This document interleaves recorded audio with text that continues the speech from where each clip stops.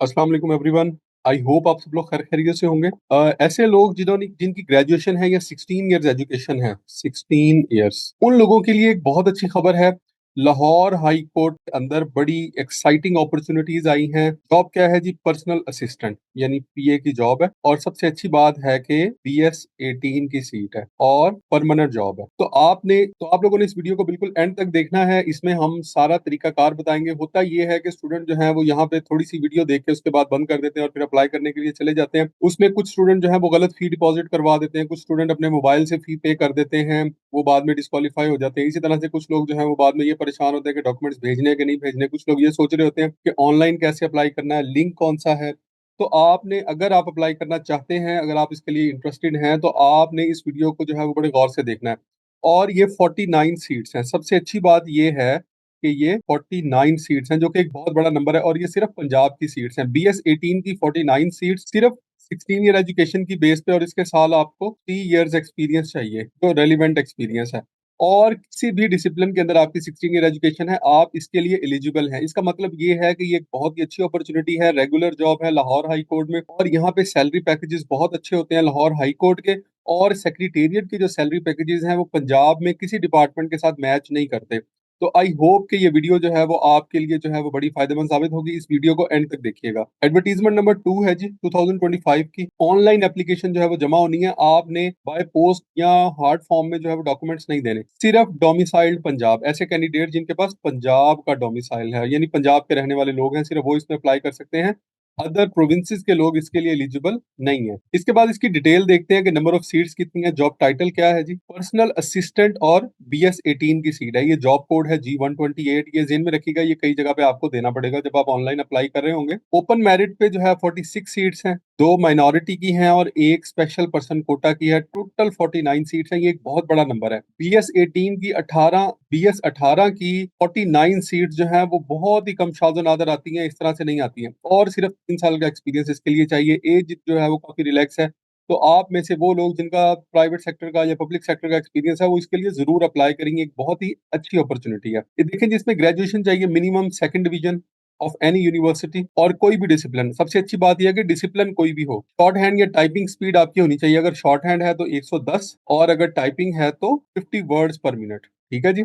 अगर आप, यानी कि ज्यादातर लोग जो है वो टाइपिंग वाले हैं, शॉर्ट हैंड वाले लोग अब बहुत कम मिलते हैं, तो आपकी जो टाइपिंग स्पीड है वो मिनिमम जो है वो 50 वर्ड्स पर मिनट होनी चाहिए। सर्टिफिकेट आपको पास कोई होना चाहिए MS ऑफिस का, proficiency in Urdu and English. Urdu English जो है वो आपको लिखनी आनी चाहिए, बोलनी आनी चाहिए, और इसके साथ MS ऑफिस का कोई डिप्लोमा वगैरह आपके पास अगर है तो वो चल जाएगा। तो यहाँ पे इन्होंने मेंशन नहीं किया कि 6 महीने का डिप्लोमा होना चाहिए या 1 साल का डिप्लोमा होना चाहिए। तो अगर आपके पास जो है वो किसी भी अथॉरिटी का इशू किया हुआ डिप्लोमा मौजूद है, तो वो यहाँ पे कंसीडर किया जाएगा। बाकी उन्होंने टेस्ट में आपको कर लेना है। अब जो एज लिमिट है वो काफी रिलैक्स है।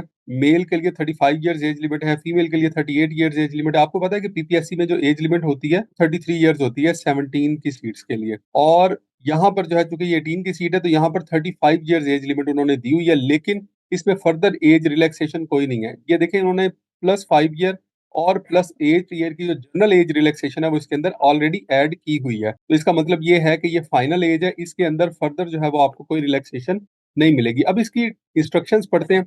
अच्छा, मैं आप लोगों को एक बड़ी अहम बात ये बताऊं, जब भी आप किसी जॉब के लिए अप्लाई करने लगे तो सबसे पहले उसकी इंस्ट्रक्शन जरूर पढ़ा करें। अभी हुआ ये है कि रिसेंटली कुछ बच्चों ने Punjab food, drug and agriculture authority के लिए अप्लाई किया, और उसमें तकरीबन कोई 3,000 प्लस ऐसे कैंडिडेट्स हैं जिनको फीस जमा करवाने का तरीकाकार नहीं पता था, जिसकी वजह से वो इन एलिजिबल या डिफॉल्ट लिस्ट में आ गए हैं। 3,000 प्लस ऐसे लोग हैं जिनकी फीस जो है वो जाया हो गई है। तो इसका मतलब ये है कि अगर आप सही तरीके से अप्लाई नहीं करेंगे, तो आप जो है वो आप अपने पैसे जाया करेंगे और आपका टाइम भी वेस्ट होगा, और उसके अलावा फ्रस्ट्रेशन आपको अलग होगी। तो इन इंस्ट्रक्शंस को आप लोगों ने बड़ा केयरफुली देखना है। ये बहुत ही इंपॉर्टेंट है आपके अप्लाई करने के लिए। सबसे पहले देखेंगे जी, एप्लीकेशन जो है वो आपने सिर्फ ऑनलाइन सबमिट करनी है। इसके अलावा हार्ड फॉर्म वगैरह आपने कहीं नहीं जमा करवाने। ऑनलाइन जॉब पोर्टल जो है वो इनका मौजूद है, ठीक है।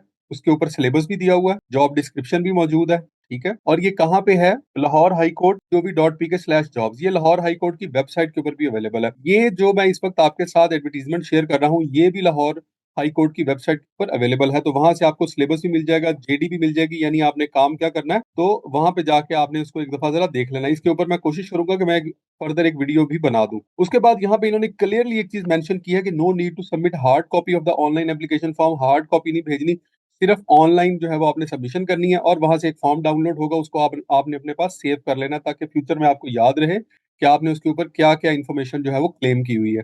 उसके बाद पॉइंट नंबर 2 देखें, जनरल एज रिलैक्सेशन के बारे में ये बता रहा है कि यहाँ पे जनरल एज रिलैक्सेशन जो है वो ऑलरेडी इंक्लूड कर दी गई है 5 साल और 8 साल मेल और फीमेल में, तो इसलिए no further age relaxation will be given, वो नहीं दी जाएगी। इसके अलावा इसका मतलब है मेल के लिए 35 इयर्स, फीमेल के लिए 38 ईयर जो है वो फाइनल एज रिलैक्सेशन है। इससे ज़्यादा अगर किसी को एप्लीकेशन वगैरह देने पर या केस फाइल करने पर भी इवन के नहीं मिलेगी। उसके बाद है जी, the applicants are advised to read the instructions carefully mention on the online application form before filling the it online. जब आप ऑनलाइन एप्लीकेशन फॉर्म फिल करने के लिए जाएंगे तो वहाँ इंस्ट्रक्शंस लिखी होंगी, उनको आपने केयरफुली पढ़ना है, केयरफुली उनको पढ़िएगा ताकि बाद में आप किसी फ्रस्ट्रेशन का शिकार ना हो। इस वक्त भी पेफ्डा के 3000 कैंडिडेट्स ऐसे हैं जो कि परेशान हैं और वो ये सोच रहे हैं कि अब वो क्या करें, बिकॉज़ उन्होंने तैयारी भी की, उन्होंने अप्लाई भी किया, उन्होंने पैसे भी दिए और बहुत सारे ऐसे लोग हैं जिन्होंने मल्टीपल सीट्स के लिए अप्लाई किया हुआ था, लेकिन अब सारे के सारे कैंडिडेट्स जो हैं वो परेशान हैं। उसके बाद देखिए, the online application form must be completely filled. Form आपने कंप्लीटली फिल करना है और उसपे डिटेल जो आपने देनी है वो बिल्कुल करेक्ट होनी चाहिए, ठीक है? अगर आप इनकरेक्ट डिटेल देंगे, कोई काउंटरफीट इन्फॉर्मेशन देंगे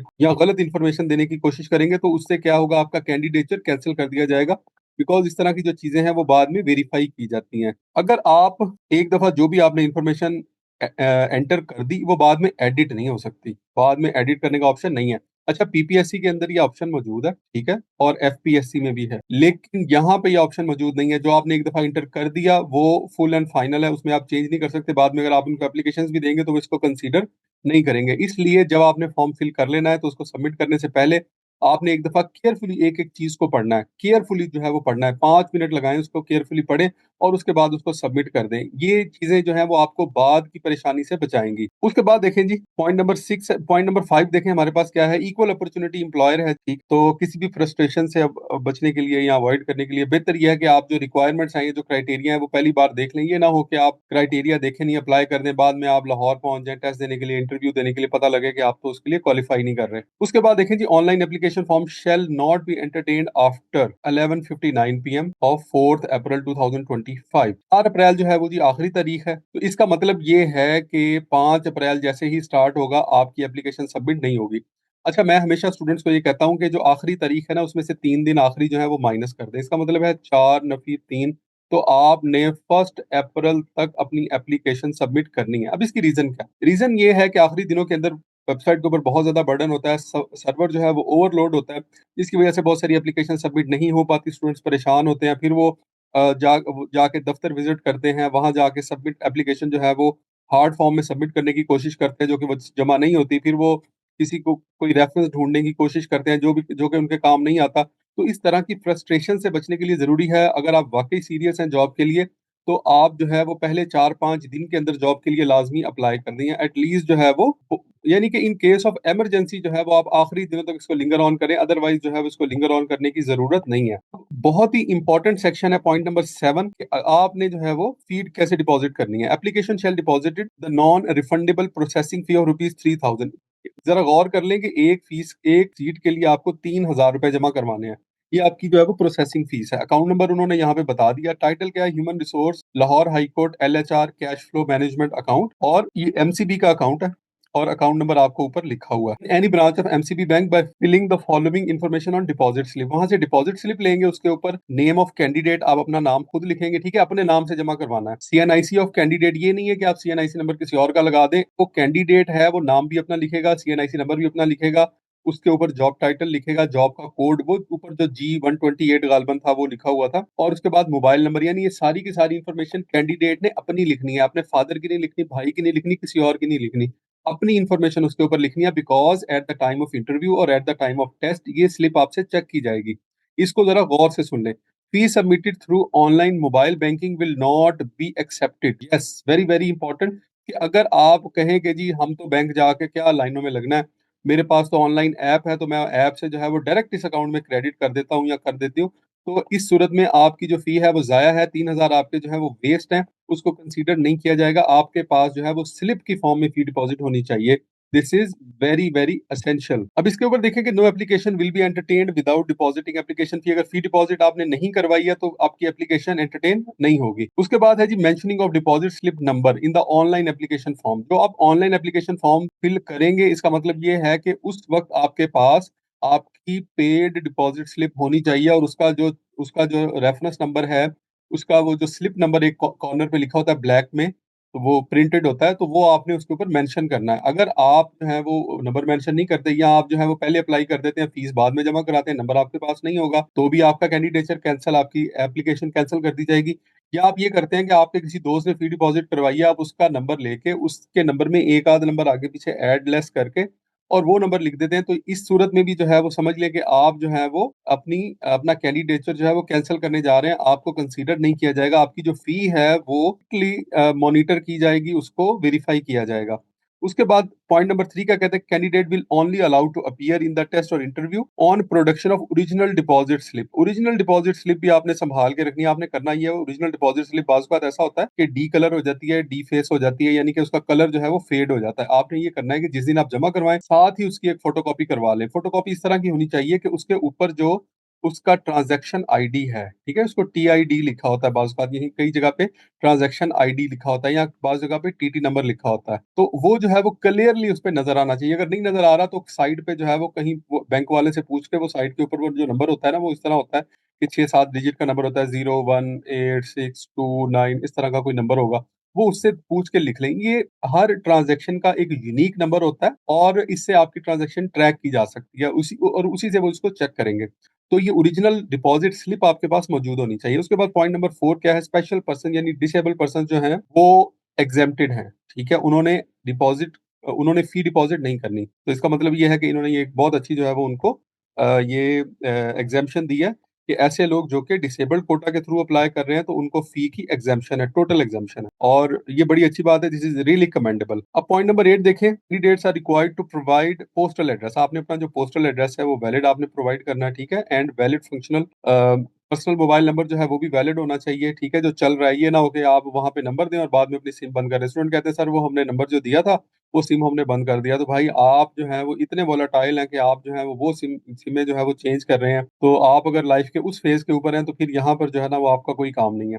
इसी तरह से जो ईमेल आईडी है आपका, वो भी आपने वैलिड देना है जिसके ऊपर आपको ईमेल आ सके, बिकॉज़ आपकी जो कॉरेस्पॉन्डेंस है वो आपके घर के एड्रेस पे, आपके मोबाइल नंबर पे, आपकी ईमेल आईडी पे होनी है और ये चीज़ें आपने बिल्कुल सही-सही लिखनी है उसपे। बाज़ औक़ात बच्चे फ़ोन नंबर गलत लिख देते हैं, ईमेल आईडी गलत लिख देते हैं, तो जो कि बहुत ही जो है वो केयरलेसनेस को शो करता है। उसके बाद पॉइंट नंबर 9 क्या है कि इंटरव्यू या टेस्ट जो है, वो लाहौर हाई कोर्ट के अंदर ही होगा, ठीक है? टेस्ट या इंटरव्यू क्या है? For the post will be conducted at the principal seat of Lahore high court at Lahore. अब स्टूडेंट जो है वो यहाँ पे पूछना शुरू कर देंगे, अब ये वीडियो पूरी नहीं देखेंगे बल्कि ये पूछना शुरू कर देंगे कि सर टेस्ट कहाँ पे होगा?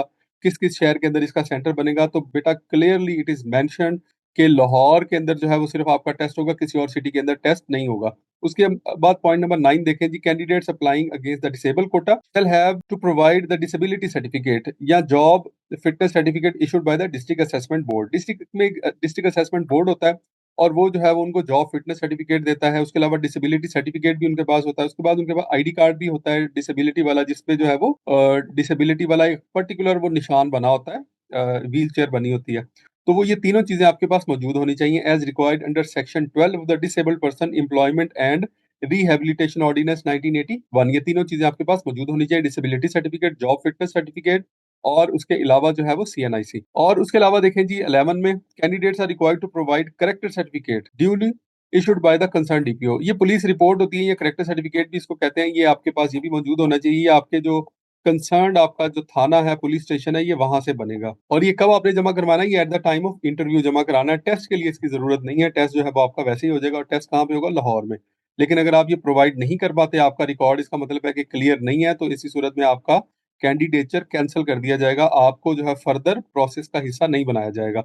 उसके बाद है जी इन सर्विस गवर्नमेंट एम्प्लॉइज़ जो हैं वो क्या करेंगे? वो एनओसी के ज़रिए या डिपार्टमेंटल परमिशन के ज़रिए, एनओसी या डिपार्टमेंटल परमिशन के लिए अप्लाई करेंगे। ऐसे लोग जो कि गवर्नमेंट जॉब के अंदर हैं, उनका 3 साल या उससे ज़्यादा का एक्सपीरियंस है, तो उनको चाहिए कि फौरी तौर पे एनओसी के लिए अप्लाई कर दें और जैसे ही जो है वो उनको जैसे ही अप्लाई करते हैं तो उसके साथ ही जो है वो उनको एनओसी भी मिल जाएगा फौरी तौर पे। तो कोशिश करें कि इसके लिए डिले ना करें, आज ही अप्लाई करें। उसके बाद आ जाता है हमारे पास पॉइंट नंबर 13। पॉइंट नंबर 13 ये है कि the application shall be rejected in case of the required information is found incorrect. कोई भी इन्फॉर्मेशन जो है इनकरेक्ट है, फॉल्स है, फोर्ज्ड है या कुछ और आपने जो है वो कोई ड्यूरिंग स्क्रूटनी जो है वो इस तरह की कोई ऐसी इन्फॉर्मेशन निकल आती है जो कि आपने मिसलीड करने की कोशिश की है, तो उस इसी सूरत में भी जो है वो आपका एक तो कैंडिडेचर टेस्ट या इंटरव्यू आपका कैंसल कर दिया जाएगा और दूसरा आपको प्रोसिक्यूट भी किया जा सकता है, यानी आपके खिलाफ कानूनी कार्रवाई भी की जा सकती है, एफआईआर वगैरह लॉन्च भी की जा सकती है। पॉइंट नंबर 14 देखें, in case of the concealment of facts, अगर आप कोई फैक्ट वगैरह कंसील करते हैं, आप गलत वो इसमें एक्सपीरियंस अपना लगाते हैं, कोई गलत डिग्री आप लगा देते हैं, जाली डिग्री लगा देते हैं, तो ऐसी सिचुएशन के अंदर आप एक बात ज़हन में रखिएगा, गवर्नमेंट जॉब जितनी भी हैं उसमें आपके डॉक्यूमेंट्स वेरीफाई होते हैं और अगर एट एनी स्टेज अगर आपका कोई डॉक्यूमेंट गलत निकल आता है तो कीप इट इन माइंड, ये जो है वो एक तो आपकी जॉब जाती रहेगी, दूसरा आपके खिलाफ जो है वो कानूनी कार्रवाई भी होती है। तो इसलिए इस तरह की कोई भी चीज़ आपने नहीं करनी है, जो जेन्युइन चीज़ें हैं वही आपने सबमिट करनी है। उसके बाद देखें जी point number 15, the Lahore high court reserves the right to short list the candidates for the purpose of interview keeping in view the number of post, cancel withdraw any part of the advertisement without any prior notice. यानी कि वो है वो इसको cancel भी कर सकते हैं, विथड्रॉ भी कर सकते हैं, इंक्रीज डिक्रीज भी कर सकते हैं, यानी कि वो इस एडवर्टाइजमेंट को जो है वो लिफ्ट भी कर सकते हैं, ठीक है, कुछ भी कर सकते हैं, यानी इन पोस्ट को रिजेक्ट भी कर सकते हैं, नंबर भी सीट्स के इंक्रीज डिक्रीज कर सकते हैं। तो ये हर एम्प्लॉयर के पास ये राइट जो है वो रिजर्व होता है। उसके बाद पॉइंट नंबर 16 देखें, टीएडीए जो है वो नहीं दिया जाएगा। आपके टेस्ट और इंटरव्यू कहाँ पे होने हैं, वो लाहौर में ही होने हैं। टीएडीए आपको हरगिज नहीं दिया जाएगा और अगर आप अप्लाई करना चाहते हैं तो फौरी तौर पे अप्लाई करें, ऑनलाइन अप्लाई करें। इसके लिए अगेन मैं आप लोगों को बताता चलूं कि ये बहुत ही अच्छी अपॉर्चुनिटी है, बड़े लंबे अरसे के बाद इस तरह की अपॉर्चुनिटी आई है। 3 साल के एक्सपीरियंस की बेस पे आपको BS18 की एक रेगुलर सीट मिल रही है और ये एक बहुत बड़ी अपॉर्चुनिटी है। आमतौर पे जो है वो ग्रेड 17 के लिए या ग्रेड 16 के लिए जो है वो 3 साल का एक्सपीरियंस रिक्वायर्ड होता है। BS18 के लिए आमतौर पे नॉर्मली 7 से 10 साल का एक्सपीरियंस रिक्वायर्ड होता है। अगर आप पीपीएससी और एफपीएससी की प्रीवियस एडवर्टाइजमेंट्स को उठा के देखें तो इस लिहाज से मैं ये कहूँगा कि ये एक बहुत ही अच्छी अपॉर्चुनिटी है। ऐसे लोग जो प्राइवेट सेक्टर में या ऐसे लोग जो पब्लिक सेक्टर में सर्व कर रहे हैं वो लाजमी इसको कंसीडर करें। और आई होप कि इस वीडियो ने आपके नॉलेज में इजाफा किया होगा। आपको ये वीडियो कैसी लगी हमें कमेंट करके ज़रूर बताइएगा। Wish you all the best. अल्लाह हाफ़िज़।